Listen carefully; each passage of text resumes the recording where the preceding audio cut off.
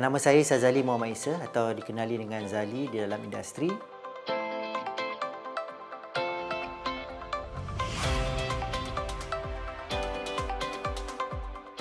Saya telah berkecimpung dalam bidang perfilman lebih kurang 22 tahun. Kemahiran saya dalam bidang pasca produksi ataupun editing lebih daripada 15 tahun.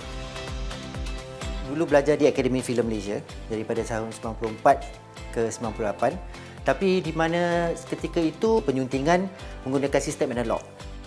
Apa saja dalam bidang perfilman yang ada mempunyai teknikal seperti kamera, sama ada sound ataupun syutingan tu sendiri, saya memang berminat sebab saya lebih kepada benda yang teknikal. Saya benda-benda gadget ni saya memang sukalah. Mungkin zaman remaja saya banyak minat dengan benda-benda yang elektronik. Tapi bila saya masuk dalam bidang ni, dalam bidang perfilman, saya cuba mendalami lebih dengan mengenali sistem video tu sendiri, sistem audio dan juga penyuntingan.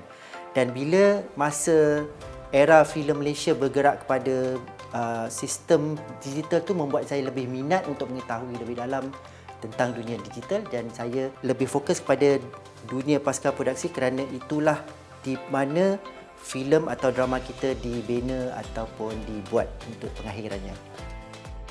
Saya pernah masuk dalam kursus restorasi filem di Singapura. Cuma kali ini barulah saya dapat peluang untuk menengahkan saya punya skill ataupun pengetahuan saya tentang restorasi. Filem Lieutenant Adnan ni diarahkan oleh Abang Aziz M. Osman dan juga penerbitnya telah ditemui disimpan di Chennai, India di satu lab ni. Beliau ingin membawa balik pulang negatif tu, tetapi ketika itu tidak ada scanner di Malaysia yang boleh mampu membuat scan dalam bentuk 4K, resolusi 4K. Jadi pihak India membantu dengan memberikan servis dan scan 4K tu. Dan apa yang saya terima adalah hard disk yang telah di-scan, iaitu 4K scan yang diberikan kepada saya, dan Abang Aziz memberikan saya kerja sepenuhnya sebagai penasihat teknikal keseluruhan restorasi Lieutenant Adnan.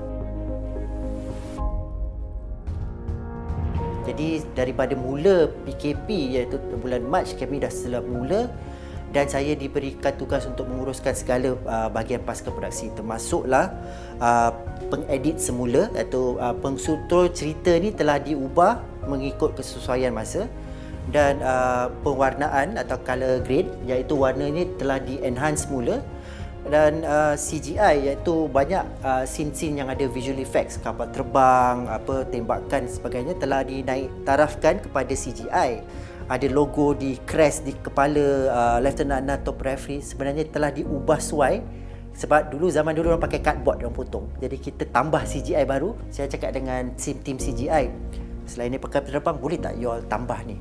Dia cakap boleh. Alhamdulillah saya telah uruskan daripada awal hingga akhir dan siap sedia. Dalam 3 bulan kita buat keseluruhannya daripada awal penyuntingan sehinggalah habis filem yang telah disiapkan.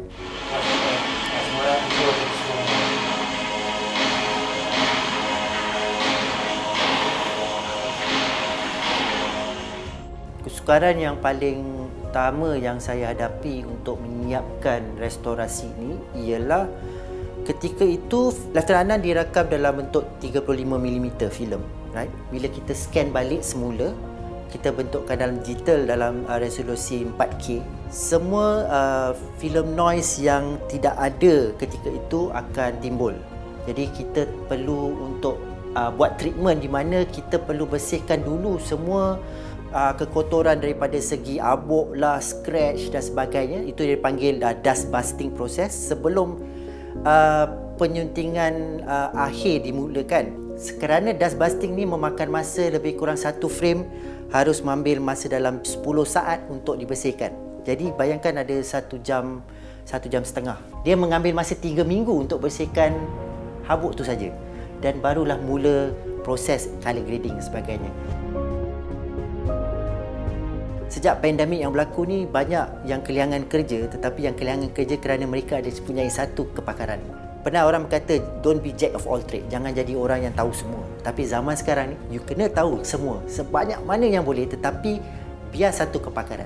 You bagi saya kamera, saya boleh buat. You bagi saya makeup, saya boleh buat. Tapi saya bukan pakar dalam bidang tu. Saya color grade, saya boleh buat. Tapi saya bukan colorist. Tetapi saya ada kepakaran dalam bidang pasca produksi. Itu kepakaran saya. Kalau kita sebagai penyunting, kalau kita tak faham apa itu skrip format, apa itu struktur cerita, kita tak boleh jadi satu editor yang baik. Jadi, it's not about the machine ataupun software atau hardware, it's about the knowledge yang kita ada dalam kepala kita.